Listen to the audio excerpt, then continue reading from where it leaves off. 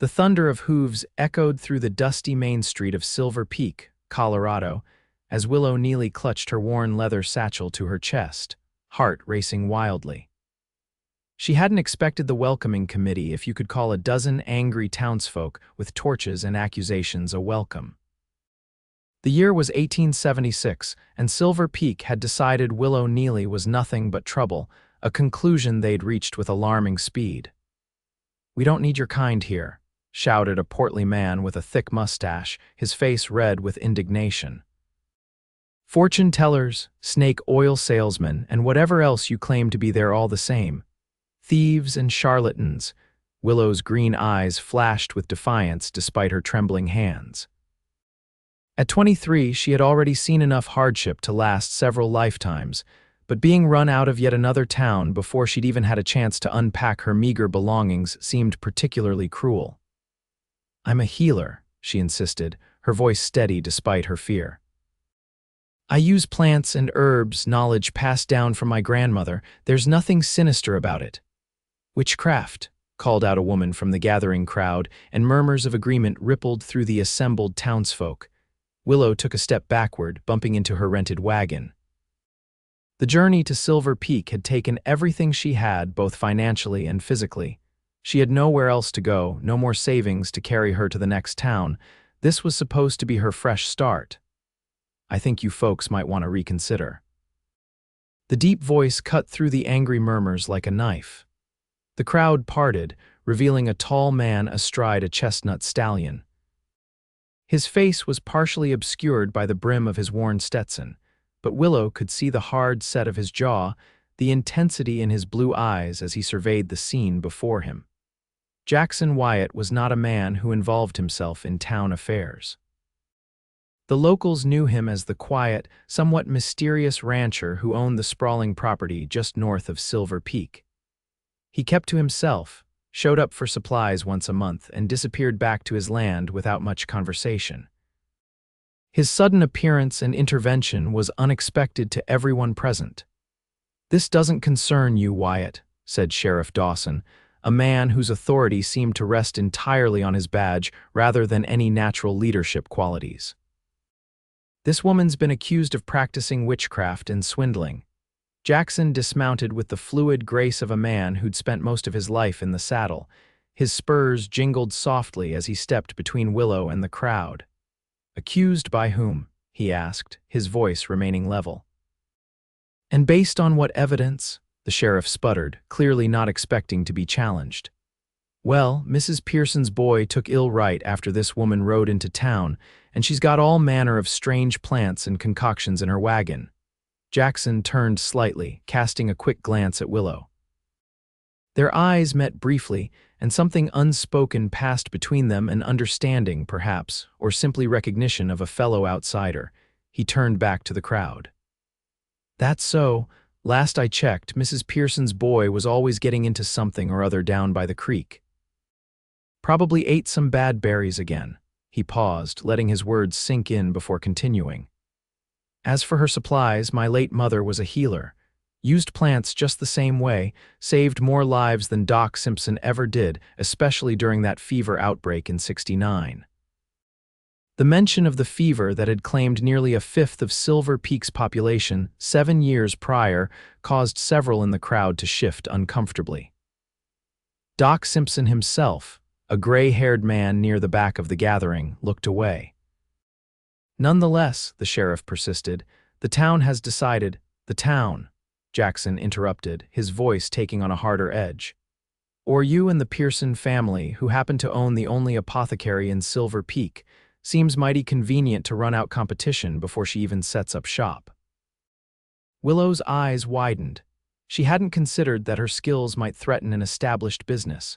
The realization that this might be about money rather than superstition made her anger flare, replacing some of her fear. "I didn't come here to cause trouble," she said, finding her voice again. "I just want to help people. I've got knowledge that can ease pain, help with childbirth, treat fevers, witchcraft." Mrs. Pearson shouted again from the crowd.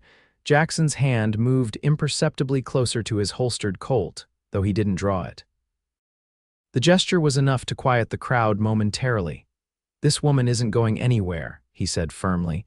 She's staying right here in Silver Peak. The sheriff stepped forward, hand on his own gun. And who are you to decide that, Wyatt? You barely set foot in town most months. A tense silence fell over the main street. Willow could hear her own heartbeat thundering in her ears. She hadn't asked for this stranger's help, and she certainly didn't want bloodshed on her account. She's staying, Jackson repeated, because she's my wife.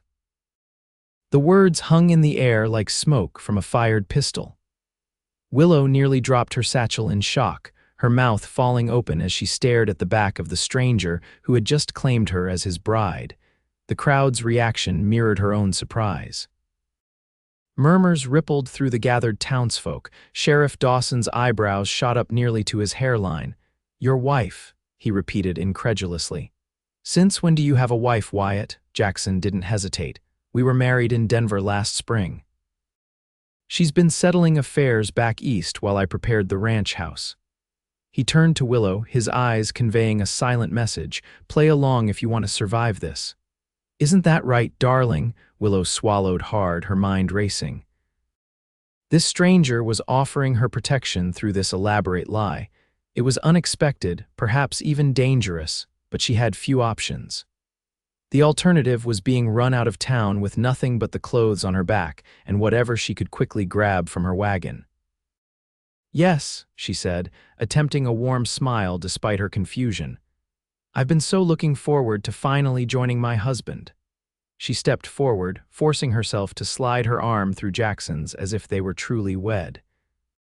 Up close, she could smell leather and pine, could see the small scar that ran along his jawline beneath several days' worth of stubble. Sheriff Dawson frowned, clearly skeptical. "If she's your wife, how come you never mentioned her before? And why's she arriving in town alone, looking like a traveling peddler?" "My personal affairs aren't town business, Sheriff," Jackson replied evenly. "As for her arrival, I was delayed checking on the north pasture when a few cattle broke through the fence. I was headed here to meet her when I came across this welcoming committee." The way he said the last two words made it clear what he thought of the gathering. An older woman pushed her way to the front of the crowd. Margaret Sullivan, the town's midwife and one of its original settlers. Her weathered face was set in disapproving lines as she examined Willow. "If you're truly married," she said shrewdly, "where's your wedding ring, girl?" Willow's heart sank. Such an obvious detail, and one that would immediately expose their hastily constructed lie. She opened her mouth, not sure what excuse she could possibly offer, when Jackson reached into his vest pocket. "Right here," he said, producing a simple gold band. Had it sized down at the jeweler's in Denver, was planning to surprise her today. He took Willow's left hand in his much larger one, his calloused fingers surprisingly gentle as he slid the ring onto her finger. "Sorry for the delay, Willow." The ring fit almost perfectly, and Willow stared at it in astonishment. Had he just happened to have a women's ring in his pocket? Or was this part of some larger scheme? She looked up at him questioningly, but his face revealed nothing. Margaret Sullivan still looked suspicious, but Sheriff Dawson seemed to be losing interest in the confrontation. Several members of the crowd were already drifting away, the excitement of a potential witch burning giving way to the mundane reality that the woman was apparently married to one of the area's largest landowners. "Well," the sheriff said finally, "I suppose that changes things. But I'll be watching you, Mrs. Wyatt." He tipped his hat with mock courtesy. "And you too, Wyatt. Town has rules even for folks who live outside it." Jackson nodded curtly, then turned to Willow. "Let's get your things and head home. It's a long ride to the ranch and it looks like rain's coming." He spoke loudly enough for those nearby to hear, maintaining their charade.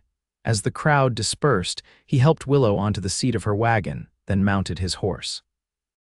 Only when they were well away from town, the wagon rolling along the rutted dirt road that led north, did Willow finally break the strained silence. "Why did you do that?" she asked, her voice barely audible over the creak of the wagon wheels. Jackson rode alongside, his eyes scanning the horizon. "Do what? Lie, claim me as your wife, give me a ring."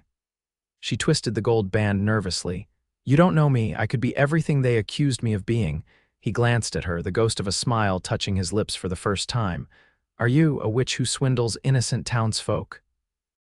Despite everything, Willow found herself smiling back. No, but I'm also not your wife, Mr. Wyatt. Call me Jackson. He looked ahead again. And no, you're not my wife, but you needed help and I was in a position to provide it. That doesn't explain why, she persisted. He was quiet for so long that Willow thought he might not answer. Finally, he said, I know what it's like to be judged before you've had a chance to prove yourself. This country's supposed to be about fresh starts. Didn't seem right, them running you out of town before you'd even unpacked. They rode in silence for a while longer, the vastness of the Colorado wilderness spreading out around them. Massive pine forests gave way to open meadows, and in the distance, the Rocky Mountains stood like ancient sentinels against the darkening sky. What happens now? Willow asked finally. I can't actually impose on you. Once we're out of sight of town, I can make my own way. Jackson shook his head. They'd find you by nightfall. Silver Peak isn't big, but they've got riders who know this territory. And where would you go? Next town's 30 miles east. So what are you suggesting? That I actually go to your ranch, pretend to be your wife indefinitely? The idea was absurd, yet she couldn't deny that she had few alternatives. For a little while, he said pragmatically, until we figure out something else. My ranch has plenty of room. You can have your own quarters, your privacy. He paused. And in return, maybe you could help around the place. I've got ranch hands with various ailments they won't see Doc Simpson for. Your skills might be useful. Willow considered his offer. It was unorthodox, potentially scandalous if anyone discovered they weren't truly married, and yet, it offered her shelter, safety, and perhaps even a chance to practice her healing. You're very trusting, she observed. Taking a stranger to your home. Jackson's expression darkened momentarily. I'm not trusting by nature, Mrs. Neely, but I've learned to read people. You don't strike me as dangerous. Just a witch, she asked wryly. That ghost of a smile returned. If you are, you're the prettiest witch I've ever seen. The compliment caught her off guard, and Willow felt heat rise to her cheeks. She turned away, focusing on the road ahead. I'm no witch, just a woman with knowledge that frightens small minds. Then we'll get along just fine, Jackson replied. Because if there's one thing Silver Peak has in abundance, it's small minds. As they crested a hill, Jackson pointed to the valley below. There it is, Wyatt Ranch, Willow's breath caught. The ranch sprawled across the valley like a small kingdom. A large, two-story house built of sturdy logs and stones stood at the center. Around it were several smaller buildings, a barn, bunkhouses, storage sheds, and beyond them, vast pastures where cattle grazed. A creek snaked through the property, glinting in the late afternoon sun. It's enormous, she said, unable to hide her awe. My father started with nothing but a claim and 10 head of cattle, Jackson explained, pride evident in his voice. Built it up over 30 years, now it's mine to maintain. There was something in his tone when he said those last words, a weight, a responsibility he seemed to both cherish and feel burdened by. As they approached the ranch, Willow saw several men pause in their work to watch their arrival. A few tipped their hats respectfully as Jackson rode past. My ranch hands, he explained. Good men, most of them. They live in the bunkhouse over there. He pointed to a long, low building east of the main house. They pulled up in front of the imposing ranch house. Up close, Willow could see that despite its rustic construction, the house had been built with care and attention to detail. The porch wrapped around two sides, furnished with rocking chairs and small tables. Window boxes held the first blooms of spring flowers. A man in his 60s emerged from the barn, wiping his hands on a rag. He had a weathered face and a shock of white hair, and he moved with the careful gait of someone managing old injuries. He stopped short when he saw Willow. Boss, he said, his eyes flicking between Jackson and Willow, didn't expect you back so soon. And with company. Jackson dismounted, then moved to help Willow down from the wagon. His hands were strong and steady at her waist, lifting her effortlessly to the ground. The brief contact sent an unexpected flutter through her stomach. Earl, this is Willow, Jackson said, keeping his hand at the small of her back as he made the introduction. My wife. Earl's bushy eyebrows shot up, but to his credit, he recovered quickly. Well now, he said, extending a hand to Willow.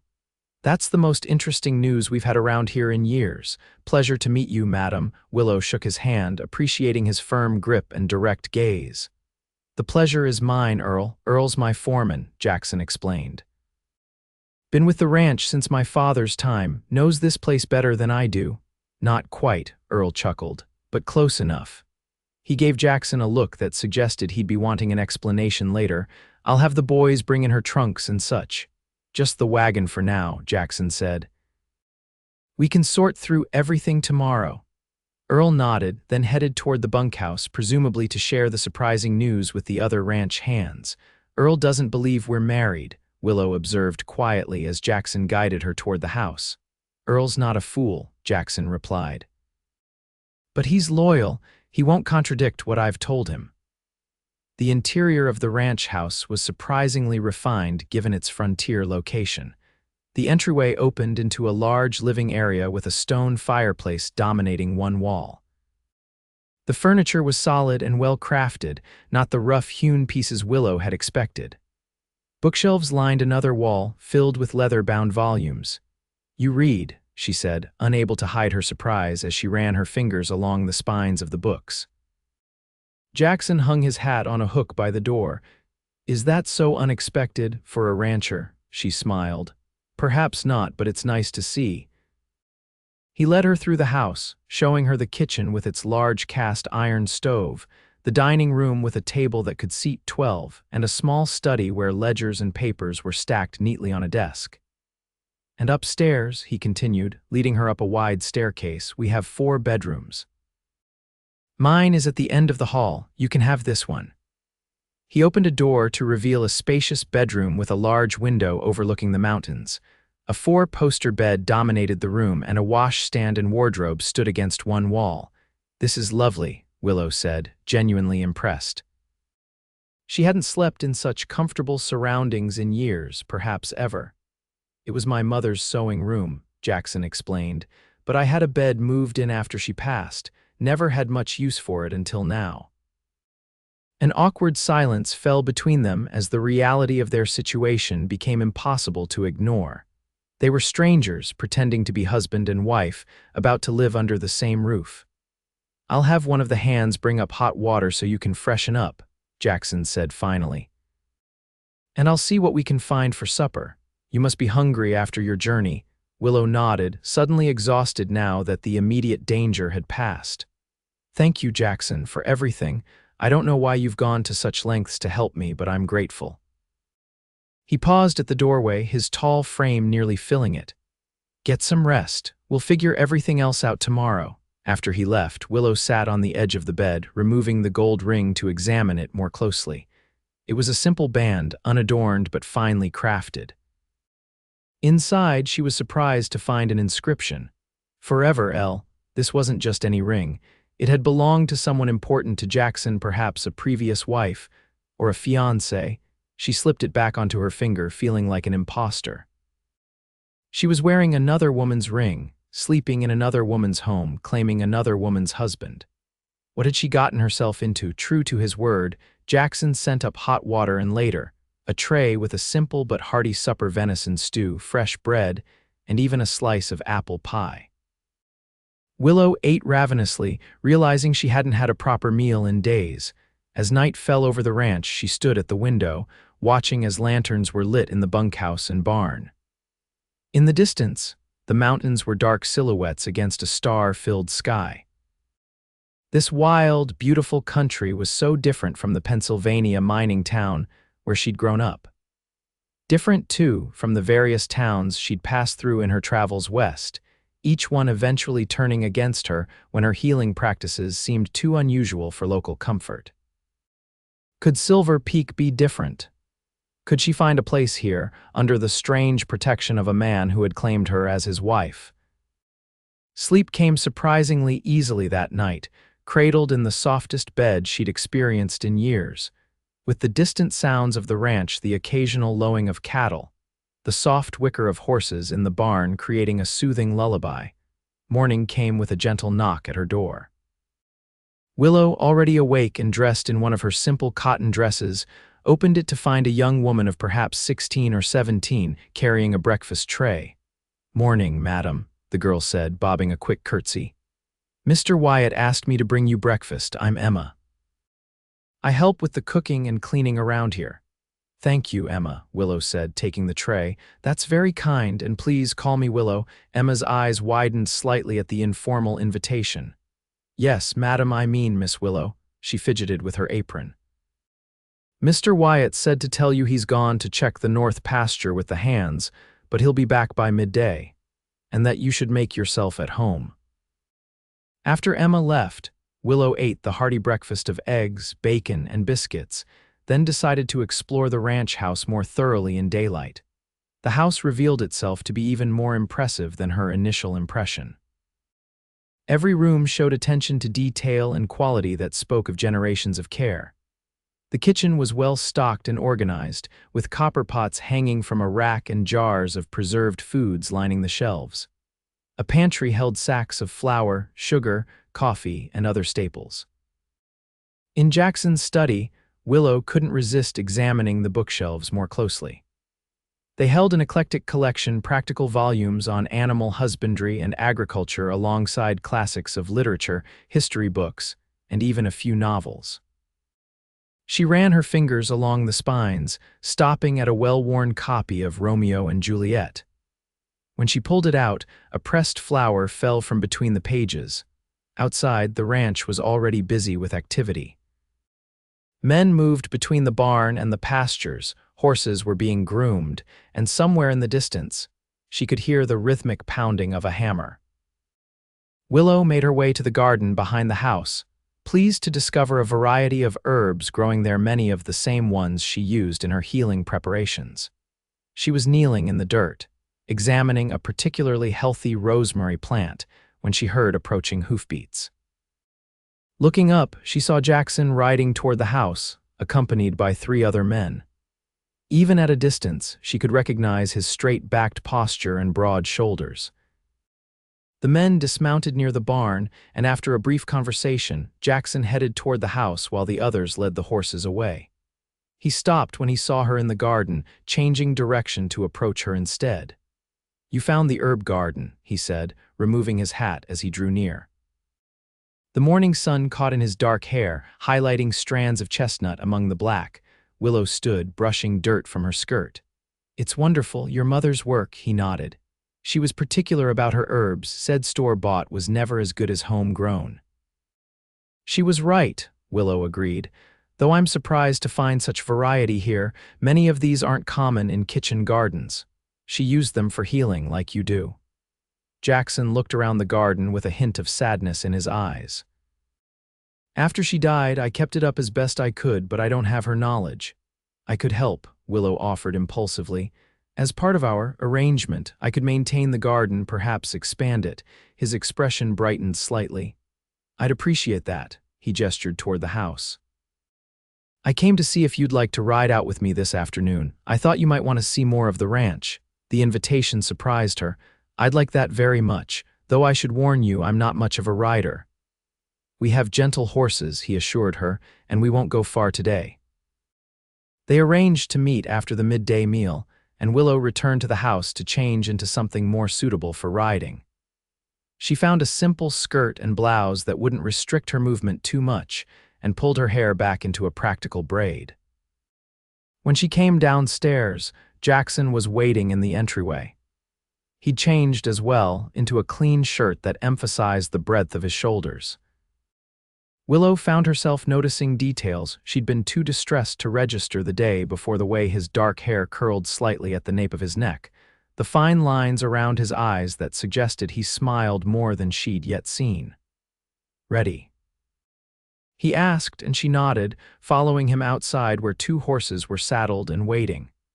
One was the chestnut stallion he'd ridden the day before, the other was a dappled mare with gentle eyes. "This is Daisy," he said, introducing Willow to the mare. "She's steady and patient, good for inexperienced riders." He helped her mount, his hands strong and sure at her waist.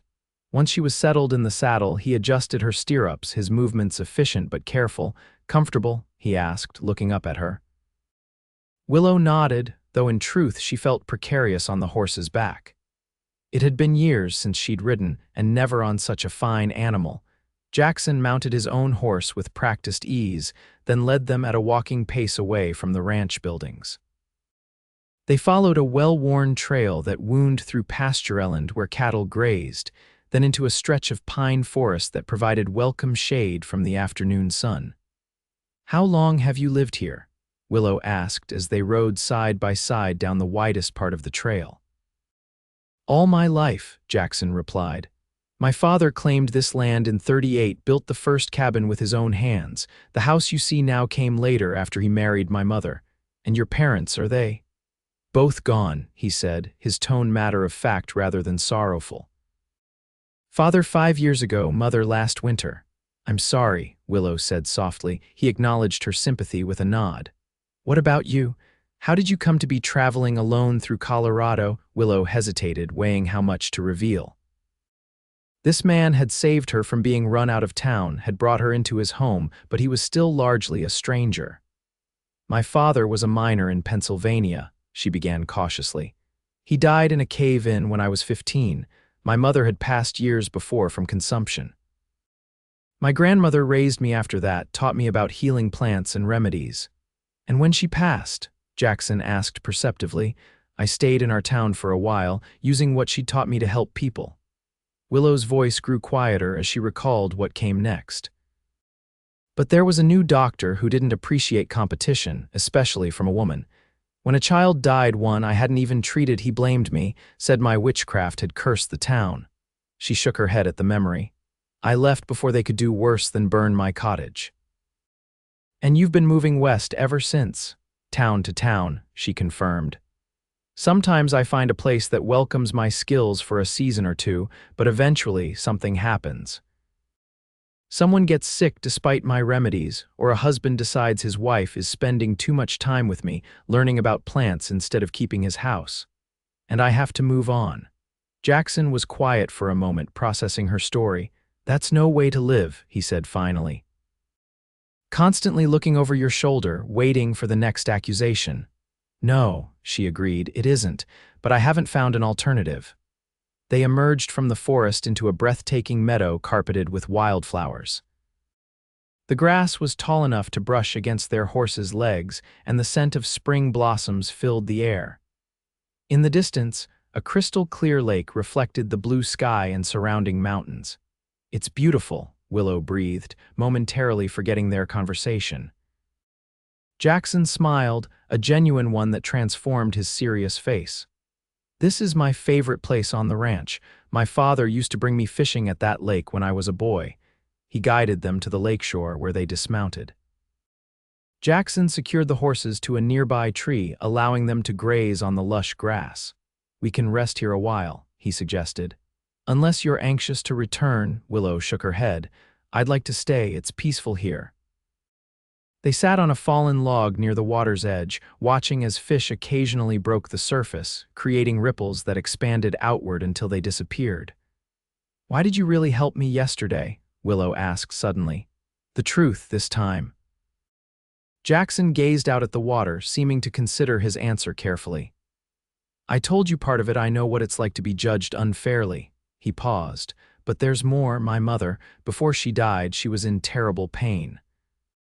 Doc Simpson couldn't do much for her except prescribe laudanum, which left her confused and miserable. I heard rumors of a woman traveling through these parts who knew remedies that could ease suffering without dulling the mind." He turned to look at Willow directly. "I went looking for her, but by the time I tracked her down, my mother had passed." "And you think that woman was me?" Willow asked softly. "Maybe, or someone like you," he shrugged. "When I saw the town turning against you, I thought, perhaps this time I could help. Maybe your knowledge could benefit others, even if it came too late for my mother." The honesty in his explanation touched Willow deeply. "I'm sorry I couldn't help your mother," she said, "but I would be honored to use what I know to help others here." They sat in companionable silence for a while, the tension between them easing somewhat now that they'd shared more of their stories. "What was her name?" Willow asked eventually. "The L inscribed in this ring." Jackson looked startled, then understanding dawned in his eyes. "You saw that?" He was quiet for so long that Willow thought he might not answer. Finally, he said, "Lily, my wife."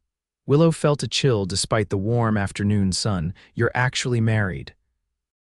The implications were immediate and alarming. She was not just pretending to be someone's wife, but potentially causing trouble in a real marriage. Jackson corrected gently. Lily died 6 years ago, childbirth. We'd been married less than a year. The child didn't survive either. His voice was steady, but Willow could see the old pain in his eyes. "It was a long time ago. I'm so sorry," she said, meaning it. "I shouldn't have pried. It's a fair question given that you're wearing her ring." He looked at her hand where the gold band caught the sunlight. "I kept it all these years, never thought I'd have reason to use it again." The weight of the ring felt different now that she knew its history. "I'll take good care of it," she promised, "for as long as I need to wear it." Jackson nodded, then stood abruptly. "We should head back. The men will talk if we're gone too long." The ride back to the ranch was quieter, both of them lost in their own thoughts. Willow felt she understood Jackson a little better now, his solitary nature, his unexpected kindness toward her. He had known loss as she had. Perhaps that created a kind of kinship between them, strangers though they were. As they approached the ranch house, Willow noticed a buggy parked out front that hadn't been there when they left. "Were you expecting visitors?" she asked, suddenly anxious at the thought of meeting more people while maintaining their charade. Jackson's expression darkened. "No, but I recognize that buggy." He urged his horse to a faster pace, and Willow did her best to keep up. When they reached the house, Jackson dismounted quickly, then helped Willow down. Before they could reach the porch, the front door opened, and Sheriff Dawson emerged, followed by a well-dressed older man Willow didn't recognize. "Ah, Wyatt," the sheriff said with a smirk. "Showing your new wife around the property, are you?" Jackson's posture stiffened. "What brings you out here, Sheriff? Problem in town?" "Just doing my duty," Dawson replied. "Judge Morrison here was curious about the sudden appearance of Mrs. Wyatt, given that no one in Silver Peak seems to recall hearing about your marriage." Judge Morrison, a stern-faced man with silver hair and cold eyes, looked Willow over with undisguised suspicion. "Indeed. As magistrate for this county, I keep records of all marriages performed here. Yours is notably absent." "We were married in Denver," Jackson replied evenly, the same story he'd told the day before. "Not in your jurisdiction, Judge, so you say."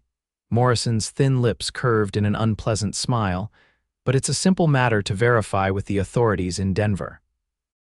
"I've already sent a telegram." Willow felt her heart sink. Their deception would be discovered as soon as Denver replied, which could be as early as tomorrow. "In the meantime," the sheriff added, "the judge thought it might be prudent to have a little chat with Mrs. Wyatt here, alone." Jackson stepped in front of Willow protectively. "Anything you have to say to my wife, you can say to both of us." Judge Morrison's smile didn't reach his eyes. "I insist, Mr. Wyatt, unless you have something to hide." The tension in the air was palpable. Willow could see Jackson weighing their limited options. If he refused outright, he would essentially be admitting their deception. If he agreed, she would be questioned without his protection. "It's all right, Jackson," she said, placing a hand on his arm. "I'm happy to speak with the judge." "I have nothing to hide." He looked down at her, concern evident in his eyes. She tried to convey confidence she didn't entirely feel, hoping he would understand that fighting now would only make things worse.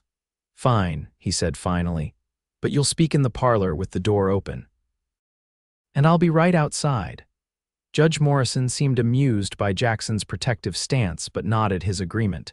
"The parlor will do." Willow followed the judge into the house, acutely aware of the sheriff's smug expression and Jackson's worried gaze. In the parlor, Morrison took a seat in a high-backed chair while Willow perched nervously on the edge of the sofa. "Now, Mrs. Wyatt, if that is indeed your name," the judge began without preamble, "I'd like you to tell me about your wedding day. Where exactly in Denver was the ceremony performed? Who officiated? Were there witnesses?" Willow's mind raced. She needed to invent details that sounded plausible but wouldn't be too easily verified. "We were married at the Golden Cross Church," she said, naming a place she'd passed on her journey. "Reverend Thomas performed the ceremony." It was a small affair. Just a few witnesses, friends of Jackson's from his cattle business. And the date.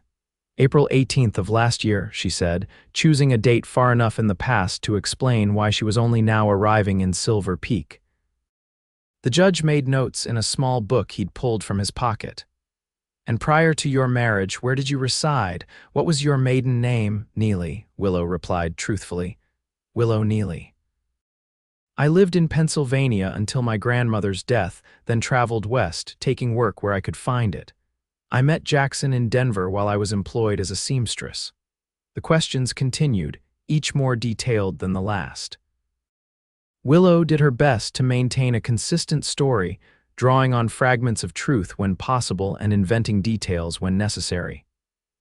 All the while, she was conscious of Jackson pacing in the entryway, just out of sight but within earshot. Finally, after what felt like hours, Judge Morrison closed his notebook. Well, Mrs. Wyatt, your story seems coherent enough. But I find it curious that a woman supposedly married to one of the wealthiest ranchers in the territory would arrive in town alone, dressed like a peddler, with no indication she was anything other than a traveling healer. Willow lifted her chin. My husband and I agreed that I would bring my grandmother's remedies with me. They've helped many people, and I saw no reason to abandon that work simply because I married. As for arriving alone, Jackson and I had arranged to meet in town, but as he explained yesterday, he was delayed. The judge didn't look convinced, but he stood, signaling the end of the interview. I expect we'll have a reply from Denver within a day or two. That should settle the matter. In the entryway, Jackson stood with his arms crossed, tension evident in every line of his body. Are you satisfied, Judge, or do you plan to harass my wife further? For now, Morrison replied coolly. But I suggest neither of you leave the area until this matter is resolved. After the judge and sheriff departed, Willow sank onto a chair, suddenly exhausted. They'll know tomorrow, she said quietly. As soon as Denver replies that there's no record of our marriage, Jackson ran a hand through his hair, his frustration evident. Maybe not. Records get lost, clerks make mistakes, we might have a little more time. To do what? They're determined to expose us. Willow twisted the ring on her finger nervously. Perhaps I should just leave, ride out tonight before they come back. And go where? Jackson demanded. The next town will hear about you before you even arrive.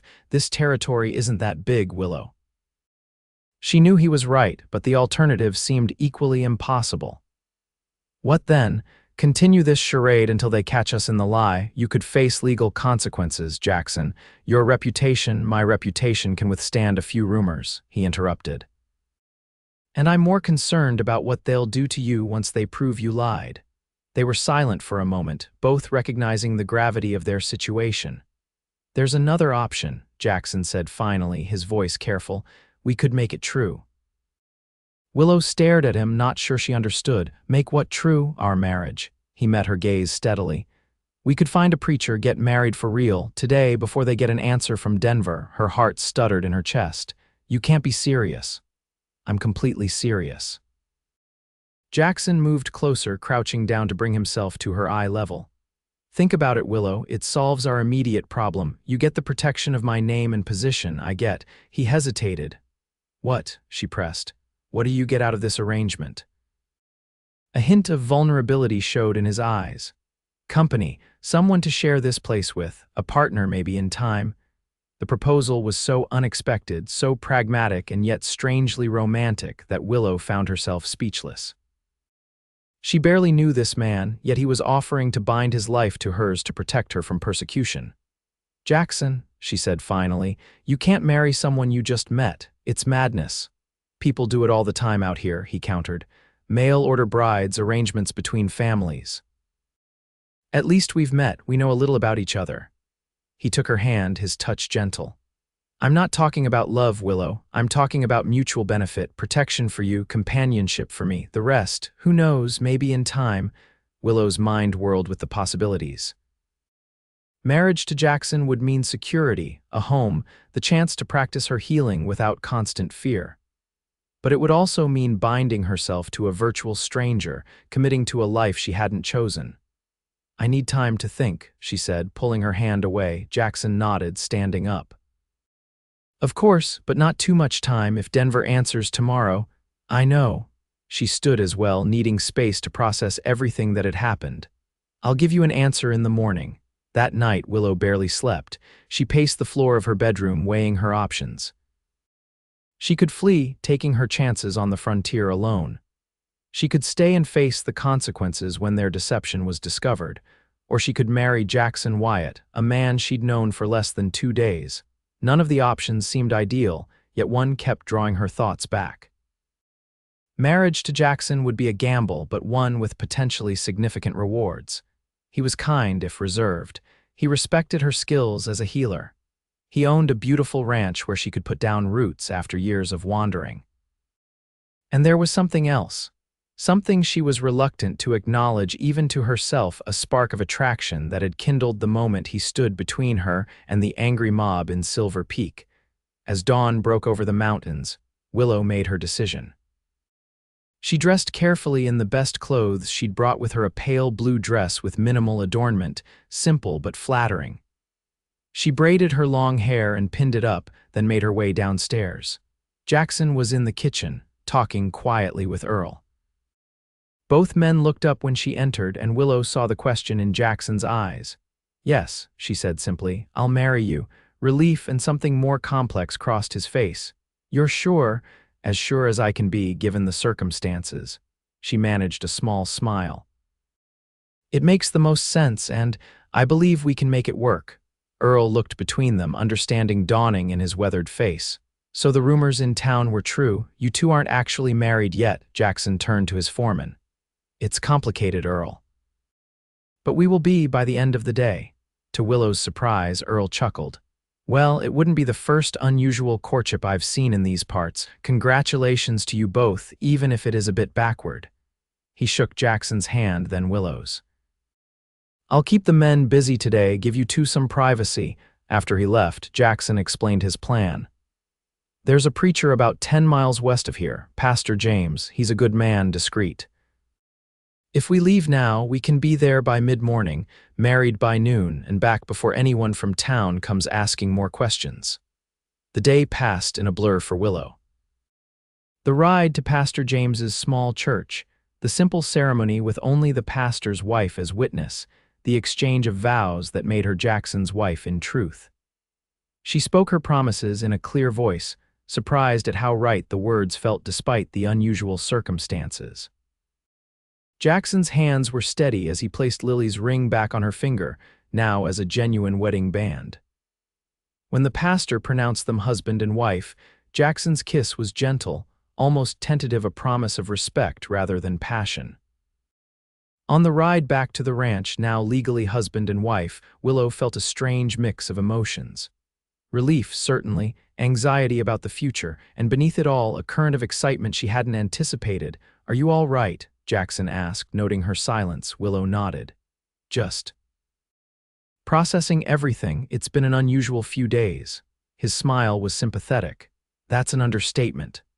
He paused, then added more seriously, Willow, I want you to know something. This may have started as a way to protect you, but I meant those vows I spoke today. I'll be a good husband to you. I'll respect you, provide for you, protect you. He hesitated. As for the rest, we can take our time, get to know each other properly. The sincerity in his voice touched her deeply. Thank you, Jackson. I meant my vows too. I'll try to be a good wife, to contribute to the ranch, to make a home with you. She smiled shyly. And yes, we'll take our time with the rest. When they returned to the ranch, the hands had been discreetly informed of the situation. They greeted the newlyweds with good-natured cheers and congratulations. Emma had prepared a special dinner, and Earl had broken out a bottle of whiskey he'd been saving for a special occasion. It was, Willow reflected as she sat beside Jackson at the head of the dining table, a strangely perfect wedding day. Not what she had ever imagined for herself, but somehow fitting for the unexpected life she now found herself living. That night, Jackson walked her to her bedroom door.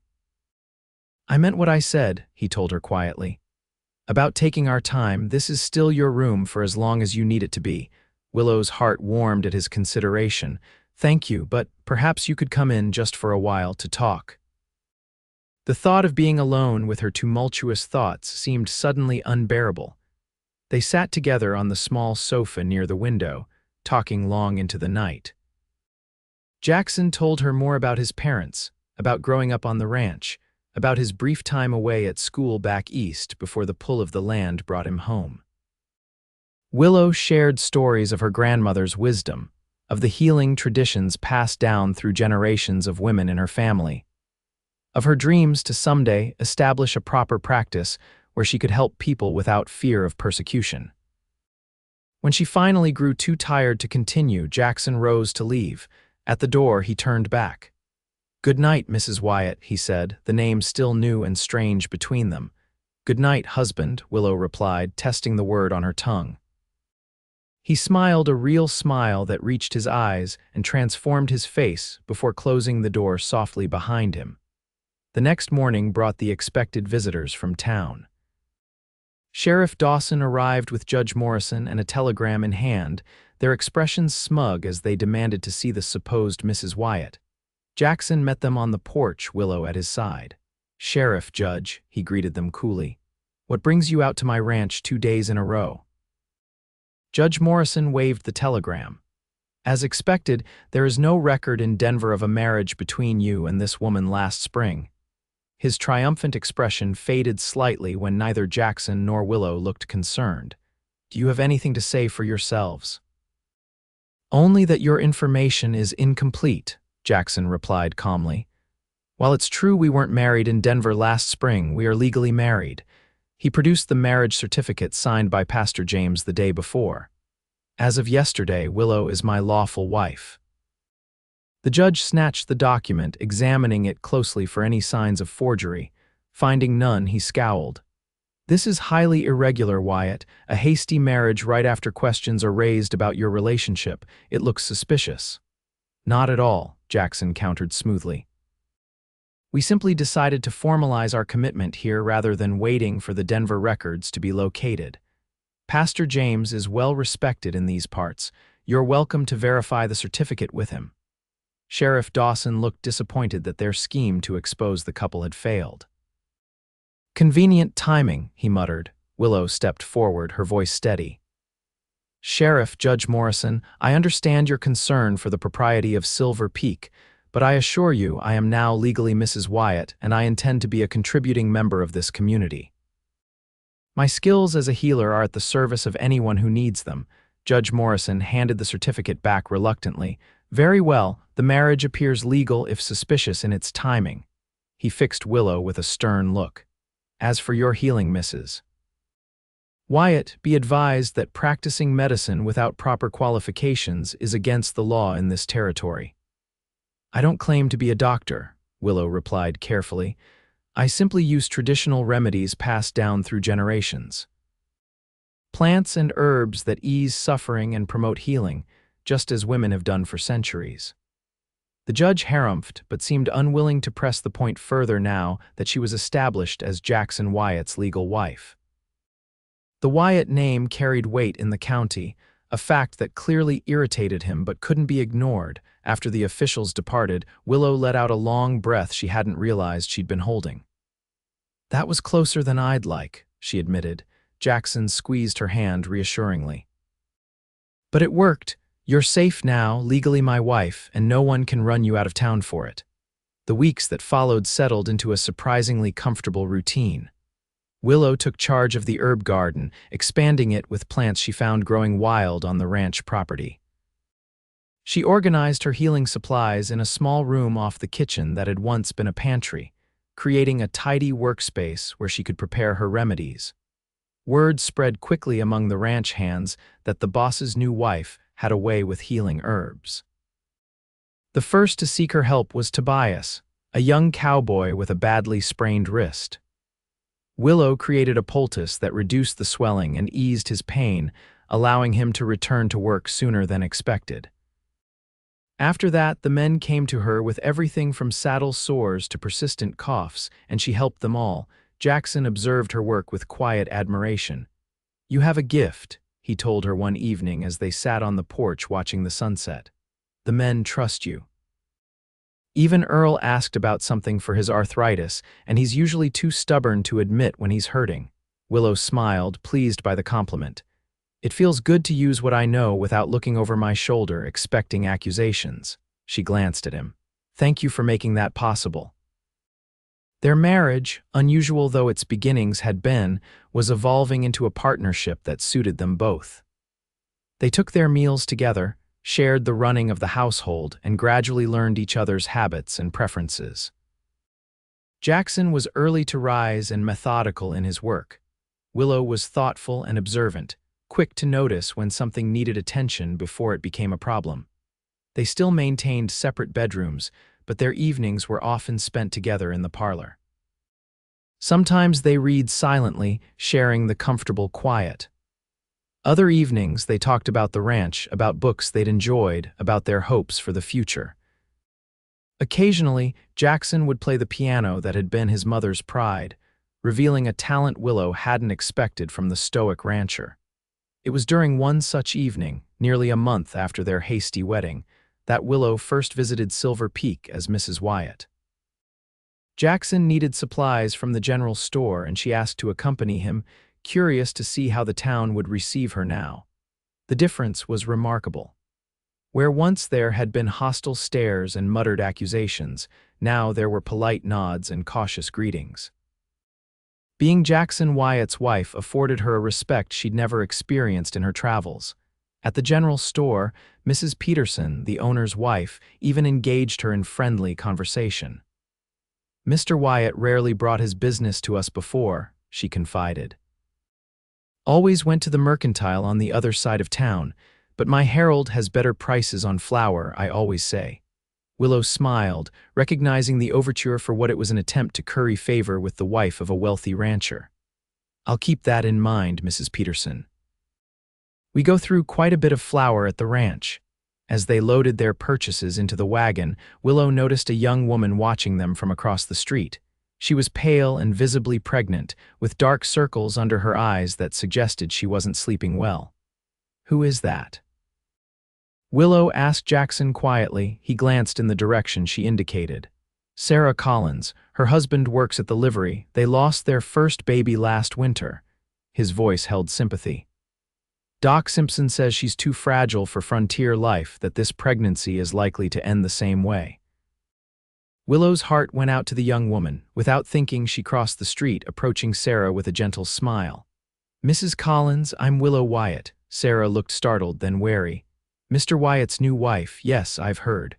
Her hand rested protectively on her swollen belly. "I understand you're expecting," Willow said softly, "and that you had a difficult time with your first child." Tears immediately welled in Sarah's eyes. "Yes, Emily didn't. She wasn't strong enough." She blinked rapidly. "Doc Simpson says this one probably won't be either. That I'm not made for bearing children out here." Willow resisted the urge to disparage the doctor's bedside manner. "I have some experience with helping women through difficult pregnancies," she said instead. "Herbs that can strengthen the mother and child, ease the delivery. If you'd like, I could prepare some for you." Hope and suspicion warred in Sarah's expression. "I've heard you're a—" She trailed off, clearly not wanting to say which, to Jackson Wyatt's wife. "A healer," Willow supplied gently. "I use plants and herbs, knowledge passed down from my grandmother. Nothing sinister." She smiled reassuringly. "Just nature's medicine." Sarah glanced over Willow's shoulder at Jackson, who stood waiting by their wagon. "Your husband doesn't mind. My Thomas might not approve." "My husband supports my work," Willow said, the words feeling surprisingly natural. "Why don't you talk to Thomas about it? If you both agree, you could visit the ranch and I'll prepare what you need." 2 days later, Sarah and Thomas Collins arrived at the Wyatt Ranch. Thomas was clearly skeptical but desperate enough to try anything that might save his wife and unborn child. Willow took Sarah to her workroom, examining her carefully and listening to her concerns. "The baby moves a lot," Sarah confided, "more than Emily did. But I'm so tired all the time and I have these terrible headaches." Willow prepared a blend of herbs to strengthen Sarah's blood, another to help her sleep, and a third to ease her headaches. She explained each one carefully, making sure Sarah understood how and when to take them. And this is just mint tea, she added, handing over a final packet. For the nausea in the mornings, nothing medicinal, but it helps settle the stomach. Sarah clutched the packets like lifelines. Thank you, Mrs. Wyatt. We've been so afraid. Call me Willow, please. She squeezed the younger woman's hand. And come back in 2 weeks. I want to see how you're doing. When the Collinses left, Jackson found Willow in her workroom, tidying up her supplies. That was a kind thing you did, he said, leaning against the door frame. Willow smiled up at him. It's what I do, what I'm meant to do, I think. He studied her for a moment, his expression thoughtful. You know this could cause trouble in town if anything happens to her or the baby. I know the risk, she acknowledged, but she needs help, real help, not just being told she's too fragile. She met his gaze steadily. Are you worried about how it might reflect on you, on the Wyatt name? Jackson shook his head. No, I'm worried about you. I don't want to see you hurt if things go badly. His concern touched her deeply. Thank you, but I have to try. It's why I became a healer in the first place, to help people who have nowhere else to turn. He crossed the room to stand beside her, placing a hand gently on her shoulder. Then I support you, whatever happens. The simple declaration meant more to Willow than he could know. For the first time in her adult life, she had someone firmly on her side, someone who believed in her and her abilities without question. The realization brought unexpected tears to her eyes. Jackson noticed immediately. Willow, did I say something wrong? She shook her head, wiping away the tears with the back of her hand. No, just the opposite. On impulse, she rose on tiptoe and kissed his cheek. Thank you for being the kind of man you are. A flush crept up his neck and he cleared his throat. You're welcome. His hand lingered on her shoulder a moment longer before he stepped back. I should check on the men. They're mending fences in the south pasture today. After he left, Willow touched her fingers to her lips, surprised by her own boldness. It was the first time she'd initiated any physical contact between them beyond holding hands or the occasional steadying touch. Something was changing between them, evolving from a practical arrangement into something deeper. That night at dinner, there was a new awareness between them, a tension that was not unpleasant but definitely noticeable. Their eyes met more frequently across the table, and their hands brushed when passing dishes, each brief contact sending a flutter through Willow's stomach. When they retired to the parlor afterward, Jackson seemed almost nervous, fidgeting with his book without actually reading it. Finally, he set it aside. Willow, I've been thinking. She looked up from her own reading. Yes, he hesitated, choosing his words carefully. When we married, it was sudden, necessary given the circumstances. We agreed to take our time getting to know each other. We did, she confirmed, her heart beginning to beat faster. It's been over a month now, he continued, and I've come to, that is, I find myself. He ran a hand through his hair in frustration. I'm not good with words, Willow. She set her book aside, moving to sit beside him on the sofa. Just say what's in your heart, Jackson. It's only me. He looked at her then, his blue eyes intense. That's just it, it's you. And you're not only anything. He took her hand, his thumb tracing patterns on her palm. When I asked you to marry me, it was to protect you. I didn't expect. I never thought I'd feel this way again after Lily. Willow's breath caught. What way? Like I want to be near you all the time, he admitted quietly. Like I notice when you enter a room and miss you when you leave it. Like I'm proud to call you my wife, and not just because it keeps you safe. His honesty laid bare his feelings, and Willow found herself deeply moved. Jackson, she said softly, I feel the same way. The relief and joy that crossed his face made him look younger, almost boyish. You do? She nodded, a smile spreading across her face. I do. I've been trying not to, thinking it was too soon, that maybe you still saw our marriage as just an arrangement. But yes, I have feelings for you, strong ones. Jackson reached up to cup her cheek, his touch gentle. May I kiss you, Willow, not like at our wedding, but a real kiss. A husband kissing his wife because he wants to, not because a preacher said he could. Her answer was to lean forward, closing the distance between them. His lips met hers tentatively at first, then with growing confidence as she responded. It was a sweet, exploring kiss, full of the newness of their feelings for each other. When they finally parted, both a little breathless, Jackson rested his forehead against hers. I've wanted to do that for weeks, he confessed. Willow laughed softly. Why didn't you? I didn't want to pressure you. This all happened so fast and under such unusual circumstances. I wanted you to have time. She wrapped her arms around his neck, touched by his consideration. I appreciate that, but I think we've both had enough time to know what we want now. That night, for the first time, Willow didn't sleep in her separate bedroom. Instead, she joined Jackson in the master suite, their lovemaking both tender and passionate as they truly became husband and wife in every sense.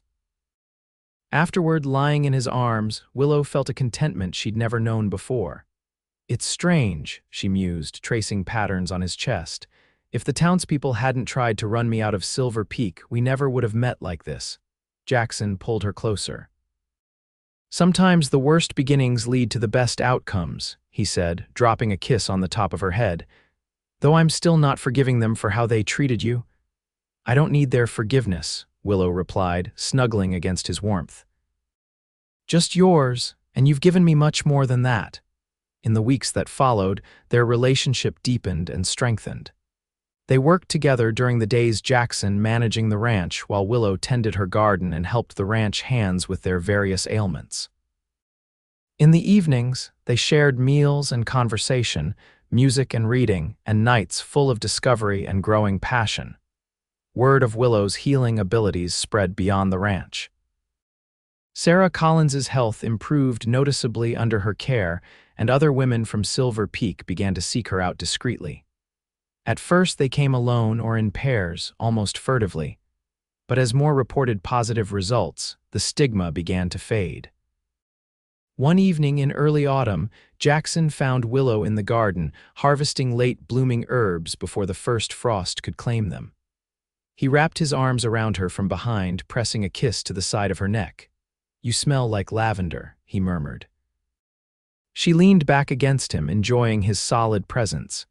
And you smell like horses and leather as usual, he chuckled, the sound rumbling through his chest. I have news from town, thought you'd want to hear it right away. Willow turned in his arms, curious. Oh. Sarah Collins had her baby this morning, a healthy boy, 8 pounds. His smile was wide. They're naming him William Jackson Collins after you and me. Tears sprang to Willow's eyes. They are, but why? Because Sarah says she wouldn't have made it through without your remedies and encouragement. And because I apparently intimidated Doc Simpson into actually doing his job properly during the delivery. Jackson's expression turned sheepish. I may have mentioned that if anything happened to Sarah or the baby due to his negligence, he'd answer to me personally. Willow laughed through her tears, overwhelmed with emotion. You wonderful man, you didn't have to do that. Of course I did, he said simply. You cared about her, so I cared about her. He brushed a strand of hair from her face. Besides, every woman deserves a chance at motherhood if she wants it. Something in his tone made Willow study him more closely. Jackson, is there something else? He hesitated, then nodded. I've been thinking about children, our children maybe someday. He looked uncertain, vulnerable in a way she rarely saw. Would that be something you'd want, Willow, to have a family with me? Her heart swelled with love for this man who had saved her from persecution and given her a home, who supported her work and believed in her abilities, who loved her completely despite their unusual beginnings. Yes, she said, rising on tiptoe to kiss him softly. I would love to have children with you, Jackson Wyatt, whenever the time is right. He pulled her closer, his kiss deepening with promise and passion. Maybe we should practice, he suggested with a grin when they finally broke apart, just to be sure we know what we're doing.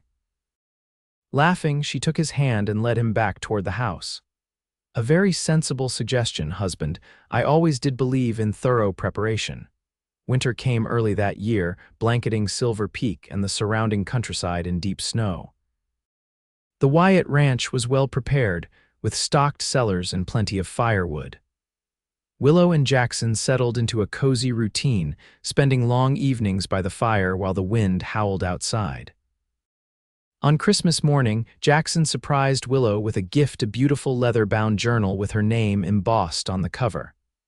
I thought you might want to write down your remedies, he explained as she ran her fingers over the fine leather. Create a record for the future. for others who might want to learn what you know."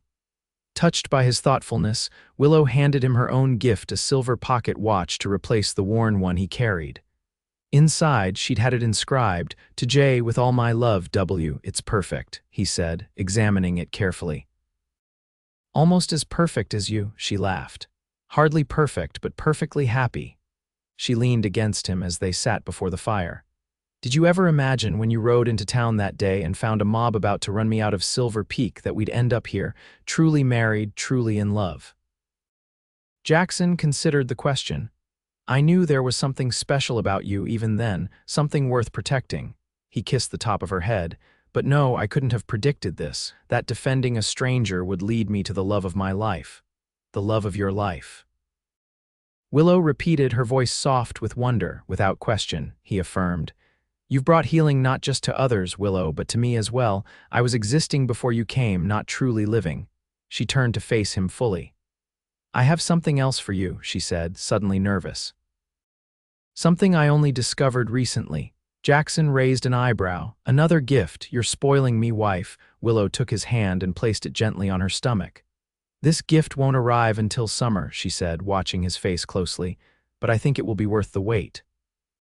For a moment, Jackson looked confused, then understanding dawned and his expression transformed with wonder and joy. "Willow, are you saying?" She nodded, tears of happiness filling her eyes. "We're going to have a baby." Jackson pulled her into a fierce embrace, his own eyes suspiciously bright. "A baby," he repeated in awe. "Our child." He drew back to look at her. "Are you well? How long have you known? Do you need anything?" Willow laughed at his barrage of questions. "I'm perfectly well. I've suspected for a few weeks, but wanted to be sure before I told you, and the only thing I need right now is you, right here with me." He gathered her close again, his hand resting protectively over their unborn child. "Always," he promised, "for all the days of our lives." As the fire crackled and snow fell softly outside, Willow reflected on the strange and wonderful journey that had brought her to this moment. The town had wanted to run her out, calling her a witch and a charlatan. A cowboy had stood between them and called her wife, offering protection through a desperate deception. And now, against all odds, that deception had transformed into the deepest truth of her life. She was Willow Wyatt, healer, wife, and soon-to-be mother. No longer running, no longer afraid. She had found her home, her purpose, and her love in the most unexpected of ways. "I love you, Jackson Wyatt," she whispered against his chest, his arms tightened around her, his voice husky with emotion. "And I love you, Willow Wyatt, from now until forever." Spring brought new life to the Wyatt ranch. Calves were born, wildflowers bloomed in the meadows, and Willow's belly grew round with their child. The townspeople of Silver Peak had gradually come to accept her, particularly after Sarah Collins's healthy delivery. Even Doc Simpson, initially her most vocal critic, had grudgingly acknowledged that her herbal remedies seemed to help many patients. Judge Morrison and Sheriff Dawson remained cool toward the Wyatts, but their open hostility had faded when they could find no legal reason to pursue their suspicions about the couple's hasty marriage. The fact that Willow was now visibly carrying Jackson's child seemed to further legitimize their union in the eyes of the community. On a warm June morning, Willow was in her garden when the first pains came. She had been expecting them, the baby was due any day, but the intensity still caught her by surprise. She made her way carefully back to the house, where Emma was preparing lunch. "Emma," she said, gripping the kitchen door frame as another contraction seized her, "would you find Jackson?" "Tell him it's time," the girl's eyes widened. "The baby, now," Willow nodded, managing a smile despite the pain. "Now, and after you tell Jackson, please ride for Mrs. Sullivan. I'd like her to attend the birth." As Emma rushed out, Willow made her way upstairs to the bedroom she now shared with Jackson. They had prepared it weeks ago, fresh linens, a bassinet crafted by one of the ranch hands, towels and water and all the herbs she might need for a safe delivery. Jackson burst into the room moments later, his face a mixture of excitement and fear. "Willow, are you all right? What can I do?" She reached for his hand, drawing him to her side. "I'm fine. This is natural, remember. Emma has gone for Mrs. Sullivan, and I've prepared everything we need." She squeezed his fingers as another contraction came. "Just stay with me." For the next several hours, Jackson remained by her side, wiping her brow, supporting her through each wave of pain, murmuring encouragement. Margaret Sullivan arrived shortly after noon, bringing her decades of experience as a midwife. She examined Willow carefully, then nodded in approval. "Everything's progressing perfectly, Mrs. Wyatt. This baby knows what to do, and so does your body." As the sun began to set, Willow's labor intensified. Jackson never left her, even when Margaret suggested he might want to wait outside as most men did. "My place is with my wife," he said firmly. "If she wants me here, I'm staying." Willow, in the grip of a particularly strong contraction, managed to gasp, "Stay, please." And so he did, holding her hand, supporting her back, being the strength she needed when her own began to flag. As twilight deepened into night, Willow gave one final, mighty push, and their child entered the world with a robust cry. "A boy," Margaret announced, swiftly cleaning and wrapping the infant. "A fine, healthy boy." She placed the newborn in Willow's arms, and through tears of joy and exhaustion, Willow beheld her son's face for the first time. He had a dusting of dark hair like his father's, and when he briefly opened his eyes, she caught a glimpse of what looked like her own green. "He's perfect," she whispered, overwhelmed with love for this tiny being they had created. Jackson sat beside her on the bed, his arm around her shoulders, his other hand gently touching their son's cheek. "Perfect," he agreed, his voice thick with emotion. "Like his mother." After Margaret had ensured that both mother and child were well, she took her leave, promising to return the next day to check on them. Jackson helped Willow wash and change into a fresh nightgown, then settled her back in bed with their son at her breast. "What shall we name him?" he asked, watching in wonder as the baby nursed. Willow looked up at her husband, her heart so full it felt it might burst.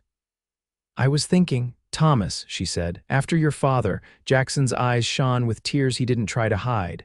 "Thomas," he repeated softly. "Thomas Wyatt, I like it." "Thomas Jackson Wyatt," Willow amended. "I want him to carry your name as well." Jackson leaned down to kiss her, then placed the gentlest of kisses on their son's head. "Welcome to the world, Thomas Jackson Wyatt," he whispered. "You are so loved, little one, so very loved." The years that followed brought changes to Silver Peak and to the Wyatt family. The town grew as the railroad came through, bringing new settlers and opportunities. Doc Simpson retired, and a younger, more progressive doctor took his place, one who occasionally consulted with Willow on the medicinal properties of certain plants. Jackson expanded the ranch, adding more acreage and cattle. They built a new wing onto the house, including a proper workroom for Willow's healing practice, which had grown to serve not just the ranch hands but many families from town and outlying homesteads. Thomas grew into a sturdy, curious boy with his father's quiet strength and his mother's compassion for all living things. He was joined 2 years after his birth by a sister, Lily Rose, named for Jackson's first wife and Willow's grandmother. Their family felt complete, balanced, blessed beyond measure. On the evening of their 5th wedding anniversary, Jackson surprised Willow with a trip to the meadow by the lake, the place where they'd first truly begun to know each other. He had arranged for Earl to watch the children, had packed a picnic basket with all her favorite foods, and had even brought a blanket for them to sit on as they watched the sunset over the mountains. "You remember the first time we came here?" he asked as they shared a slice of apple pie. "When you asked me why I really helped you that day in town," Willow nodded, leaning against his shoulder. "You told me about your mother, about looking for a healer who might have eased her suffering." "That was part of the truth," he admitted, "but not all of it." He took her hand, running his thumb over the gold band that now symbolized a real and deep love. "There was something about you, standing there against that angry crowd, so fierce and determined despite your fear. Something that called to me, that made me want to protect you, yes, but also to know you. To understand the woman who could face down a mob with nothing but the courage of her convictions." Willow turned to look at him, touched by his words. "You never told me that before." He shrugged, a little self-conscious. "I didn't fully understand it myself at the time. I just knew I couldn't ride away and leave you to their mercy." He cupped her cheek gently. Best decision I ever made, claiming you as my wife, even though it was a lie at the time, she teased. The best lies have a kernel of truth, he replied. And ours had the potential for truth from the very beginning. I think some part of me knew that, even then. Willow kissed him, pouring 5 years of love and partnership into the gesture. When they broke apart, she rested her forehead against his. I'm glad you lied, she whispered, and I'm even more glad that we made it true. As the sun dipped behind the mountains, casting the meadow in golden light, Willow reflected on the journey that had brought them here. From a chance encounter on a dusty street to a marriage of convenience that had blossomed into the deepest love she could imagine, their story had been unlikely but perfect in its own way. The town had wanted to run her out, but a cowboy had stood between them and called her wife. And in doing so, he had given her everything she'd ever wanted but never dared to hope for: a home, a family, a purpose, and a love that would last for all the days of their lives.